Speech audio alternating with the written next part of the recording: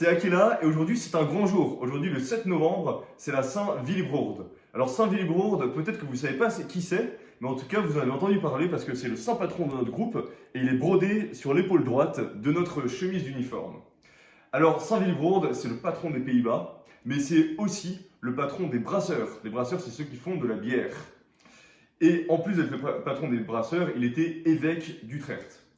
Alors voilà, je me suis dit que pour vous parler de Saint-Willibrord, je pouvais demander à un brasseur, mais surtout à un frère, un moine, qui habite dans la maison Saint-Willibrord et qui prie tous les jours dans la chapelle Saint-Willibrord à La Haye. Alors j'ai demandé à frère Marie-Thomas de nous en dire un petit peu plus sur la vie de Saint-Willibrord. Alors frère Marie-Thomas, expliquez-nous un petit peu où il est né et qu'est-ce qu'il a fait dans sa vie. Eh bien, cette histoire commence en Angleterre, au nord de l'Angleterre, au sud de l'Écosse. En 657, c'est la naissance de Willibrord.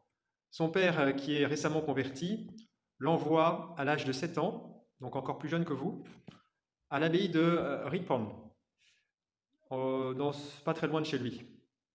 Et là, il reçoit une bonne formation monastique et il devient lui-même moine, puis il est ordonné prêtre. Et pour parfaire encore sa formation monastique et presbytérale, il part en Irlande, où il restera pendant 12 ans à l'abbaye de Rasmelsighi. En 690, il quitte l'Irlande avec 11 compagnons, et comme cela se faisait à l'époque, ils partent annoncer la bonne nouvelle aux païens. En l'occurrence, ils viennent aux Pays-Bas, et ils vont aller jusqu'en Frise.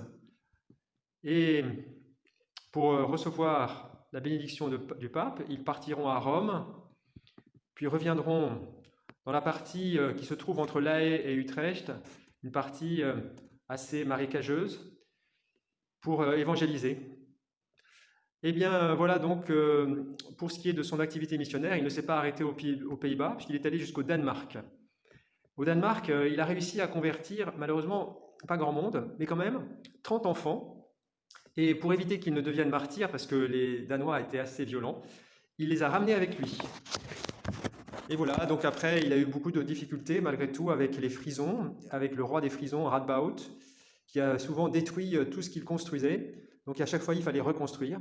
Et quelquefois, il fallait s'enfuir. Donc c'est pour ça qu'il est allé au Luxembourg, pour prendre un peu de distance par rapport aux barbares qui occupaient la Frise et le Danemark. Et il est mort dans la paix du Seigneur le 7 novembre 739.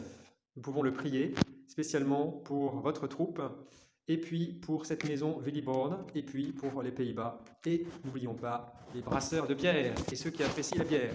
Merci beaucoup frère Marie-Thomas pour toutes ces informations. Alors les louveteaux, frère Marie-Thomas est donc frère de Saint-Jean à La Haye et il habite dans la maison Saint-Willibrord à La Haye. Les loups, j'imagine que vous en savez maintenant beaucoup plus sur qu'est Saint-Willibrord et du coup, ça vous permet de le prier. Alors en ce moment, en ce semi-confinement aux Pays-Bas, il est difficile d'aller à la messe, parfois impossible d'aller à la messe. Alors du coup, je vous propose d'organiser demain, dimanche, d'organiser une prière avec toute votre famille et pendant cette prière de prier Saint-Willibrord et de lui confier notre meute et notre groupe scout de première La Haye. Voilà les loups, je serai très heureux de vous retrouver dans 2 semaines pour la sortie du 22 novembre à La Haye et bonne chasse les loups.